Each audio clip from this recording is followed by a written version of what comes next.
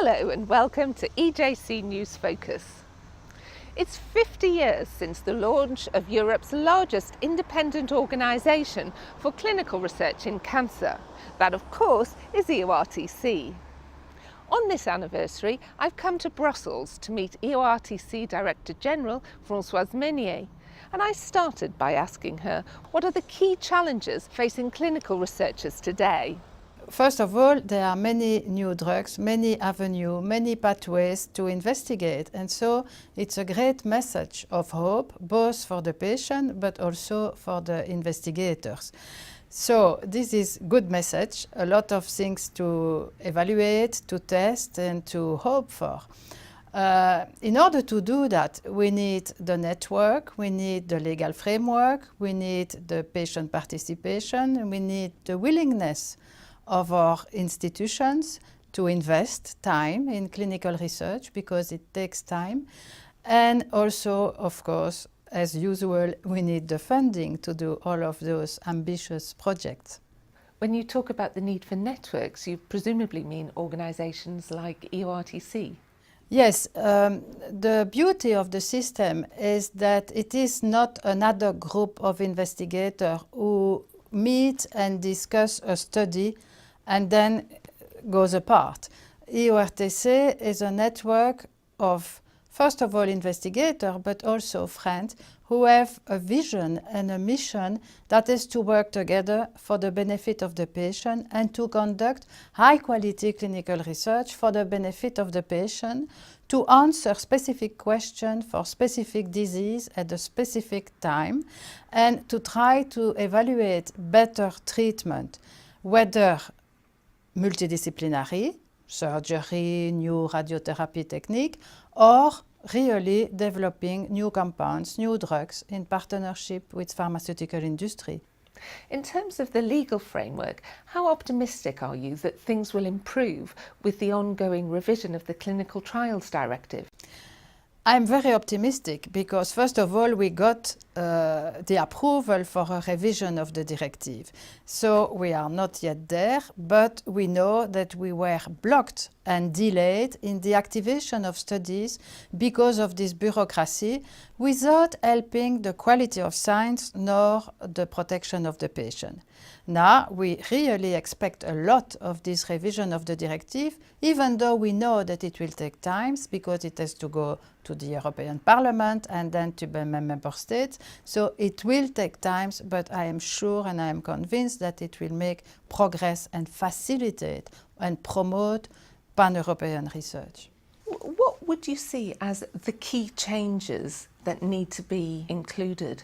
The main issue is lack of harmonization of implementation by the various member states. So what we really want is that we believe in Europe and that we implement harmonious guidelines and practice.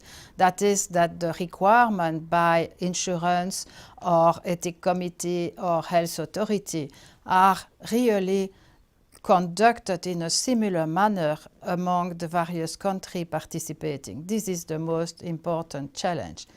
But also what we would like is to have a more sound approach, for example, for risk-based, because until now everything is put in the same basket, if you want. The very risky studies, such, for example, phase 1 study, or other study at a much later stage when thousands of patients have already received the drugs or the combination or the treatment. So what we would like is a risk-based approach.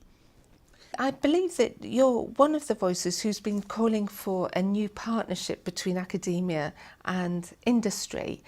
How would you see that working? There are networks in Europe, such as EORTC, but also other groups who are really experts in evaluating better treatment for patients with cancer. And so what we are pleading for is a real understanding of mutual benefit for the patient, for the industry, and for the academics world to work together, perhaps in a different type of relationship with trust and vision and mutual trust, and also independence from the academic network who has the expertise, who has track record, who have shown that they can indeed have a significant input and impact, for example, for rare disease, which are often considered as a niche, where initially industry may not be very interested because there is no market, as they would say.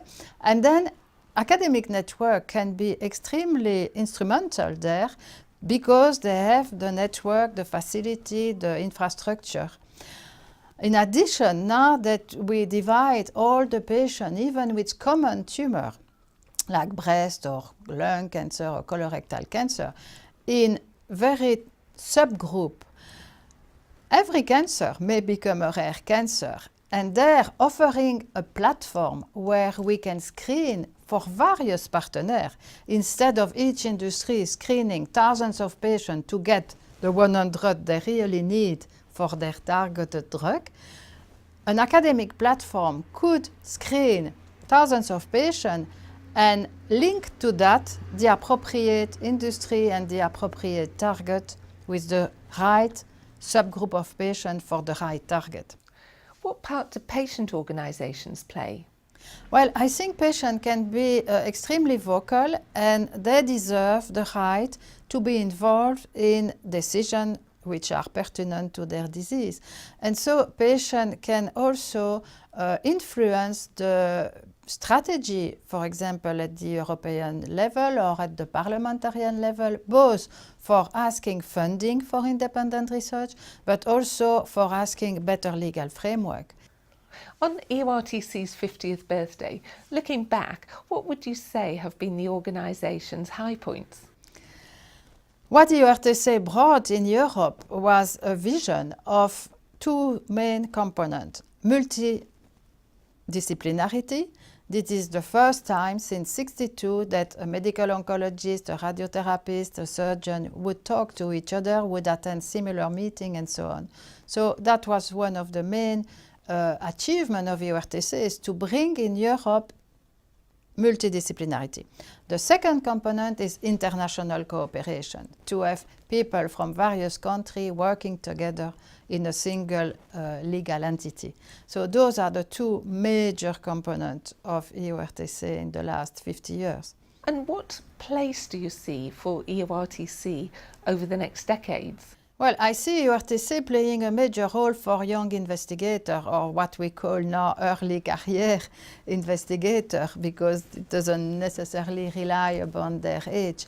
And I think to motivate those initial investigators and to show them that there is really a fantastic position to take in Europe, and that to believe that there is a future for European clinical research. I think this is really one of the main goals that EORTC should try to reach in the next decade. There's obviously no shortage of tasks for an organisation like EORTC.